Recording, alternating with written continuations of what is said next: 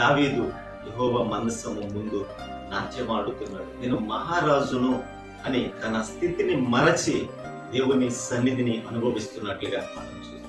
ఇది మేకాలు దృష్టిలో హీన స్థితి, వ్యర్థుడిగా దావీదు కనబడుతున్నాడు. ఈ విధంగా మాట్లాడిన మేకాలకు దావీదు ఇచ్చిన సమాధానం మనం చూస్తున్నాం. కొంచెం ఘాటుగానే సమాధానం ఇచ్చాడు. తండ్రిని అతని సంతతిని విసర్జించాడు యెహోవా. ఎందుకంటే మీరు ఈ విధమైన ఆలోచన సరళి కలిగి ఉన్నవారు, దేవుని సన్నిధిని అనుభవించలేని దుస్థితిలో ఉన్నవారు కాబట్టి నువ్వు విసర్జించి యెహోవా నన్ను రాజుగా చేశాడు అంటున్నాడు. మీకాలు అంటుంది నువ్వు మహారాజు అని దావీదు అంటున్నాడు.